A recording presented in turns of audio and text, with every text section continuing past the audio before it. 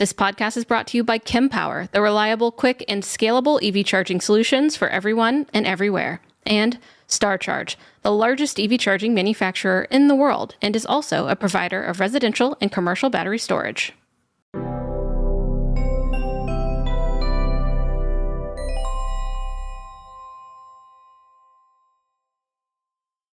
Hello and welcome to another Out of Spec podcast episode. You join me and Ryan, and we are talking Cybertruck and also some other electric trucks as well. And specifically, we saw a post a few days ago about a Cybertruck owner or someone who was in there that said literally the warranty, we'll get the exact verbiage for you, but that the warranty is void if you drive on dirt roads. And I wanted to provide a little bit of context on warranties. I wanted to compare this statement with other electric trucks to say, okay, what is the rest of the industry saying? So we don't just go, wow, Tesla doesn't let you drive on dirt roads in their toughest truck that's tougher than a truck, they claim, which to me seems crazy. And also, I think we always try and be extremely fair when we cover Tesla. We treat them just like every other automaker. They do a lot of things wrong. They do a lot of things right. Both Ryan and I are Tesla owners, actually. So, but also Tesla does some sketchy things and some slimy things that we always like to call out because we do that for every automaker. They don't get a free pass for paving the electric revolution. So this is interesting. Ryan's got all the details. He's done a lot of research, and he's also dug into other Cybertruck anomalies in the owner's manual. It doesn't seem like there's that much to get into. This off-road thing is definitely the biggest one. But Ryan, tell me a little bit more about what the dirt road thing is all about. Of course, I think that's a great place to start. And it's actually really interesting verbiage. And if you're not really familiar with a lot of vehicle warranties and a lot of stuff like that, it's pretty concerning. I'll try and pull that up right now. So hopefully you can see my screen, and right here I've got the Cybertruck, and I'll just read it for you. It says, the new vehicle limited warranty does not cover any vehicle damage or malfunction directly or indirectly caused by, due to, or resulting from normal wear or deterioration, abuse, misuse, negligence, accident, improper maintenance, operation, storage, or transport, as defined in the owner's manual, including but not limited to any of the following. And there's a lot of stuff in this list, but there was one bullet point specifically that had some people raising some eyebrows, and that was driving over uneven, rough, damaged, or hazardous surfaces, including but not limited to curbs, potholes, unfinished roads, debris, other obstacles, or in competition, racing, or autocross, or for any other purposes for which the vehicle is not designed. And I think for someone who's not really familiar with this, they're seeing like a Cybertruck, this dedicated truck, advertised as being so tough and all this stuff, but you're screwed if you take it off road and something happens. At first, that might seem a bit concerning. I'd love to hear your initial thoughts as well.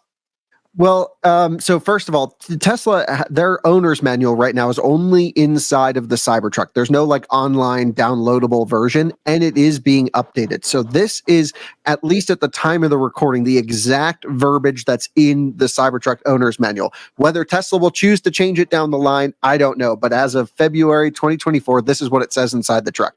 The second thing I want to bring up is, what is a warranty meant to do? What is the purpose of offering a manufacturer new vehicle limited warranty? And it is essentially to say, if there's any manufacturing defects, if there's anything that the truck left the factory or vehicle left the factory and the automaker messed up on the production, or there's a fault with a part prematurely, that it is covered and taken care of. What it doesn't cover, of course, are like basic things. If you take it and go race it in a competition race, and you blow a motor, they're not going to cover that. If you drive a manual transmission car and you accidentally shift from 6th to 3rd instead of 6th to 5th and you over rev the engine, it's not going to cover it. That's misuse. And I think most people are comfortable with the fact that it's like, if I do something as an owner to directly mess up the vehicle, a cause directly attributed from my use to messing it up in an area where it's not kind of meant to do anything there, then yeah, totally. I don't expect the automaker to cover it. But if your seat motor stops working and you have it set to auto adjust every day, for easy entry, you would expect something like that to be covered under warranty. So I just wanted to kind of get that out of the way first, which is the basic expectation of a vehicle is to function in a earth environment, doing normal things and doing the things that the companies, what you would purchase that vehicle for. The question for me becomes, Tesla's advertising, their marketing, their presentation was the world's toughest truck, or tougher than a truck, faster than a sports car, or so I forget the exact words, but basically saying that on the spider web of vehicle capabilities, this does everything just crazy. And after driving the truck for a long period of time, I think I've done almost 1,000 miles in Cybertruck. I agree, it is crazy. It is so cool. More to come on all of that, but it's just an amazing vehicle in so many ways. But there's just little things that like Tesla hasn't finished on the vehicle. Autopilot doesn't work. The top speed on the Beast is only 115, not 130, and so on and so forth. This to me seems like a blatant, I don't know. I can't believe that this made it in the owner's manual, because the truck is designed to drive and marketed to drive over uneven, rough, damaged, or hazardous surfaces. Now, if you're just going to be ramming this thing into curbs and you slide into a curb and snap a suspension component, that is an accident. That is not a warranty concern. But potholes, I mean, that's interesting to me. And unfinished roads, which is the purpose of a truck is to drive off-road. And I understand the point where it's if you drive off-road and smash this into a rock, yeah, Tesla's not going to cover that. But dirt roads, basic functions where, if I'm driving down a washboarded dirt road and my suspension falls apart, they're not going to cover that under warranty. How's that possible? Now, what this isn't saying is, this is also kind of Tesla's way out. I'm sure Tesla would cover most instances of failure in suspension for most people, given the normal usage of a truck, which is dirt roads, driveways, towing, potholes. If you live in Michigan, I think Tesla won't have an issue, but it does say in here verbatim. So what I'd like to know, Ryan, is what other trucks say regarding this, because every vehicle has crazy exclusions that you're why do they say that?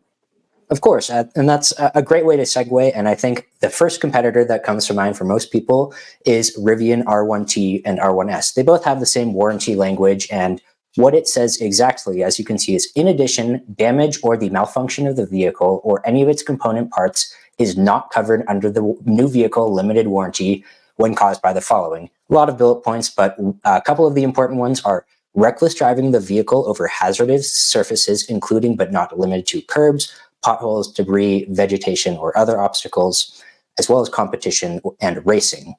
And furthermore, I expanded the search a little bit and I looked at Ford F-150, and this includes all models, not just the Lightning. So what's not covered under the new vehicle limited warranty?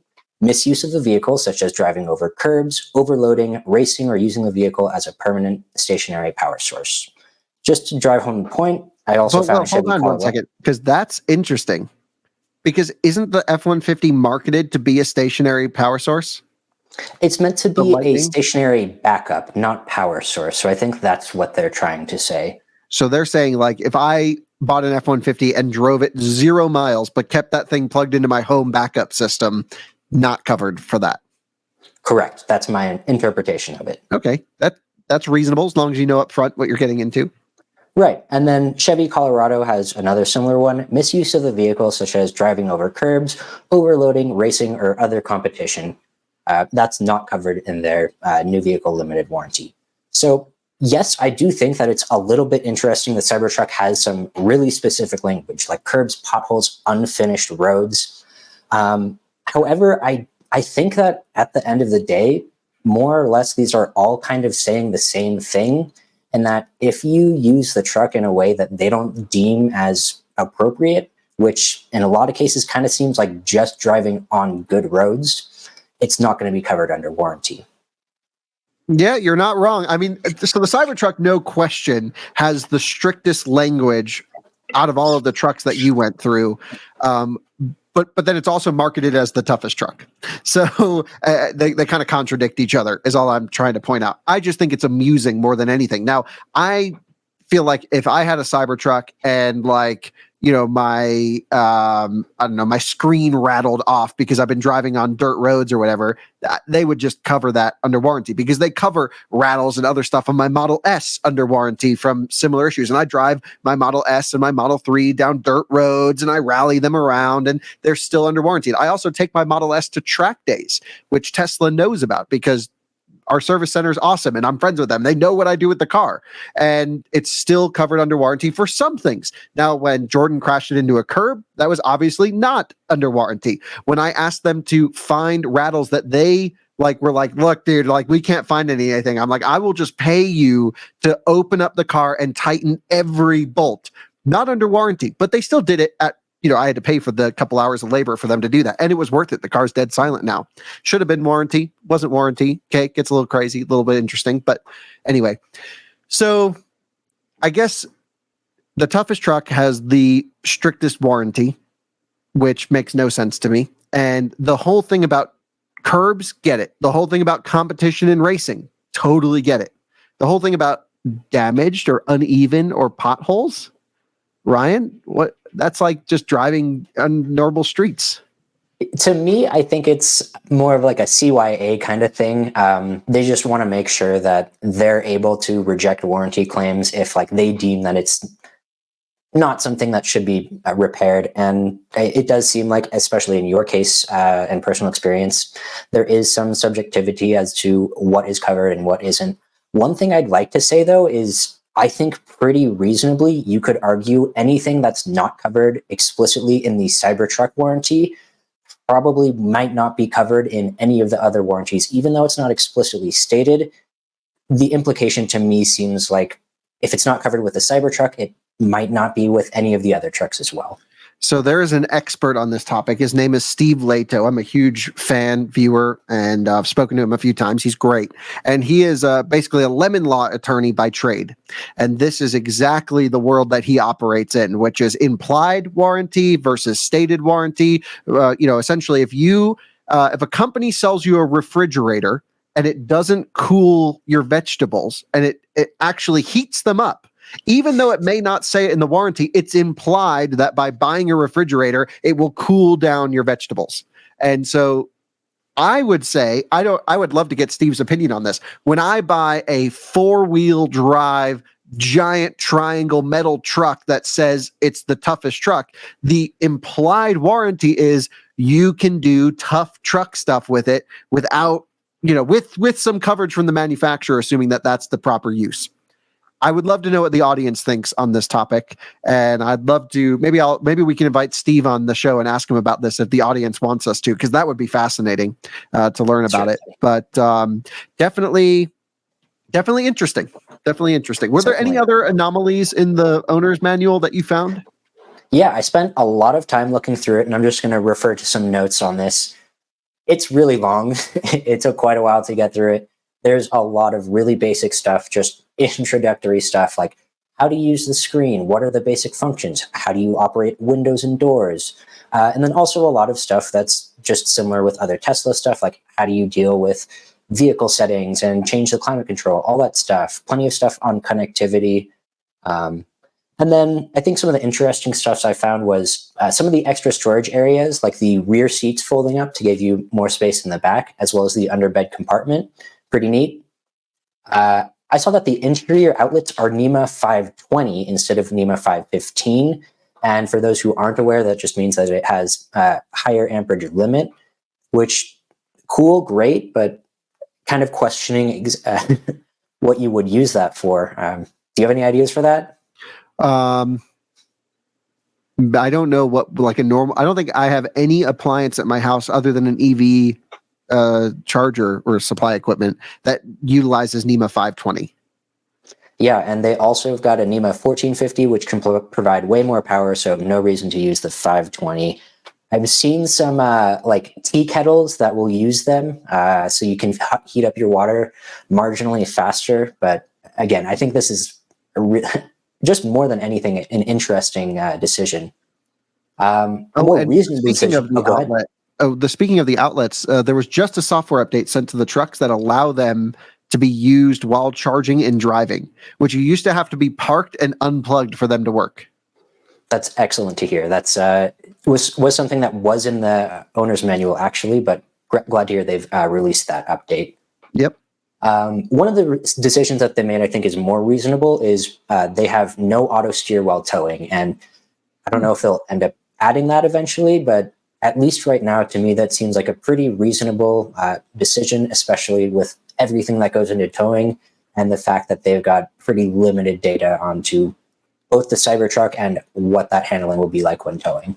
So our Model X also has a towing package and has the same limitation. However, all you have to do is just turn off towing mode, and then you get auto steer back. And it keeps the trailer lights on. It knows something's connected. It can obviously feel the weight because all the range estimates update. But then it's like, yeah, just use autopilot. And then like if it misses a lane, you know how sometimes when two lanes come to one on basic auto steer and it goes, whoa, and then you got like massive trailer sway. I'm not asking Tesla to remove that because I use it while towing and I know I shouldn't, but it's so nice, like driving through the middle of Texas, just like straight roads. As long as you're monitoring it, you're fine. And you can feel when it's about to mess up. My biggest question is how autopilot will work with the Cybertruck at all. Will the steering wheel even turn? Because it's not connected. And a Cybertruck doesn't have autopilot yet, so I don't know.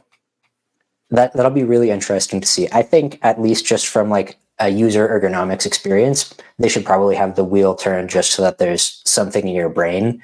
But it's interesting to think of that at just having your car move around with the wheel dead straight. A few more things that I found was some information in the owner's manual about your experience with the range test, in which once the battery is dead, you are limited to about 3 miles an hour as far as towing, basically walking speed. And that seems pretty inconvenient. And something I wanted to ask you is, as someone who's experienced vehicles at 0% state of charge, basically more than almost anyone in the world, do you think that this is something that's fairly typical, or do you think a lot of other vehicles have different strategies, or do you think that there are better ways to do this?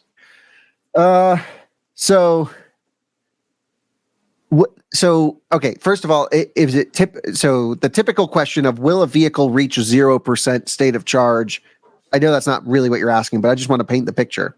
I believe that every vehicle produced will at least experience everything once throughout its couple 100,000 mile life cycle.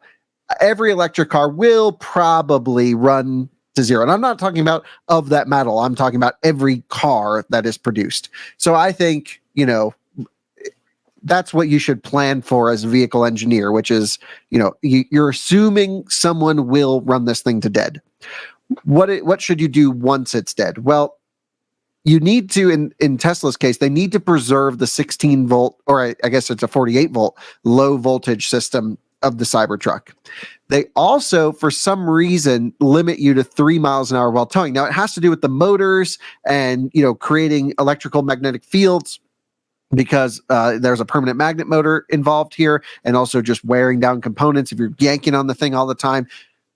But I actually think Rivian does it pretty well, where as long as you get to it, and I think the Cybertruck is the same way, as long as you get to the vehicle before it shuts the drive rail off, every car you can do this, you can tow it and regen tow it. Now, it's usually against, in the owner's manual, to regen tow any vehicle because it really stresses the inverters, but it's the same as like driving downhill, and it's quite dangerous to do it. And I'm not suggesting anyone does, but that is the best way to get a car to a charging station. If there's no other option, when you're at 0 miles of range, or you've driven at zero for 10 miles, because the Cybertruck lets you go well beyond zero, just like have a truck driver with a tow strap pull you for just 1 mile, and you can get 5, 6, 7, 10 miles of driving after 1 mile of towing. Now, that is against everything in the owner's manual. I would say it's fairly typical that once the battery is dead, completely bottom bricked, and it shuts off the high voltage circuit, there's pretty much no... Every vehicle has limitations on towing because the motors can get damaged after running without the high voltage system active and the inverters off, basically. And that is very typical. And some cars don't even let you go to neutral. They're just like, sorry. Yep, that was a case in my Chevy Bolt. It puts you into park, and that's it. There was a bit of information about washing it, as well as some warnings about corrosion, which some people were a bit surprised to see. However, I think Colton over at Out of Spec Detailing has done a lot of really great work, really exploring all the different options for cleaning, and he's found out what really works and what really doesn't. And from him, he's explained that, yes, metal corrodes. This is normal. This is typical. It happens to every vehicle, regardless of whether it has paint. And I think something to keep in mind that you'll often hear from everyone, including material scientists, is stainless steel is called stainless, not stain-free. So it's resistant to corrosion, won't prevent it completely. Yeah, and most of the stuff that's corroding is actually fallout and industrial like stuff corroding because of the reaction on stainless, but then can be wiped away. Which I thought was pretty cool. So Colton's doing some research and producing a video on that here pretty soon. But the whole like Cybertruck is rusting conversation that was going crazy, it isn't really. It's everything else that's reacting with it, but that can all just be wiped off. Good to hear. A few other quick things that I found was they suggest that you replace the wiper blade annually, which, interesting. But hopefully it'll be a fairly painless thing and hopefully not too expensive. And the last kind of interesting thing that I saw was if you select the all-season tires, your payload rating goes down by like 300 pounds. No way. More than 10%. Did not know that. Yeah, it doesn't make a lot of sense to me. I'm not exactly sure why, but losing more than 10% of your payload capacity by going with the Does it say what tire it is? We'll have to look that up. Okay, I don't know if they've released it. It's probably. I think it's a Scorpion. So they did Pirelli for the range tire and Goodyear for the all-terrain. So that means that the Goodyear's load rating on the tire is higher. That would also mean that if you get the range extender and the all seasons, you're going to have crap payload and towing. Yeah, good luck if you got 5 people. Yeah, that's the thing. You put 5 people in that, your max payload. Yeah, so I thought that was a pretty interesting thing. I'd love to hear a little bit more about why they chose to go with that tire. If that was a sacrifice they made in order to get something else. I know tires can kind of be a zero-sum game where you got to sacrifice something to get something else. So yeah, I just thought it was a really interesting, weird detail that I was not expecting. Yeah, so for towing tests, we actually need the all-terrains, but that's going to zap the range just that much more. Yeah. Okay, wild. Wow. Well, good digging. That's cool. And I think you found a lot of that information because T Sportline posted like a full rundown of a Cybertruck owner's manual, right? I don't think there was about 40-minute videos if you don't pause it. Wow, cool. Out of spec style. Yeah. Great. Well, thanks, Ryan. Appreciate all the information. And yeah, I mean, I guess from my side, the warranty exclusions really only matter when Tesla starts denying claims based off of those. But as someone who's taking delivery of a Cybertruck or driving one, that you are agreeing to those warranty claims when you take delivery. And I think the only way to deny your agreement is in writing and not taking delivery, obviously, will not cover you under the warranty.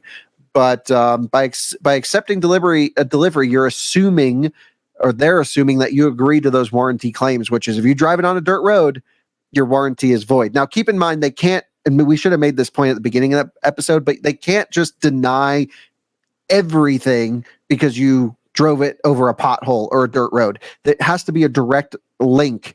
I think it's called the Magnuson-Moss, something like that, Magnus-Moss Act, where the automaker needs to prove that the modification or the driving behavior directly led to the fault that they are denying the claim for. So there is a lot of regulation and legal space here as well that Steve Leto is, of course, extremely familiar with. So I can message him. I'll ask him if he can come on. I think that'd be cool. And let me know what you guys think in the comments if you'd be open to that collaboration. Great. I really appreciate it. It was great talking with you, Kyle. Yeah, thanks, Ryan. And thanks to all the viewers. Can't thank you enough for watching and subscribing. Francie will be back very soon. And we'll catch you all on another Out of Spec podcast episode very soon. Bye-bye.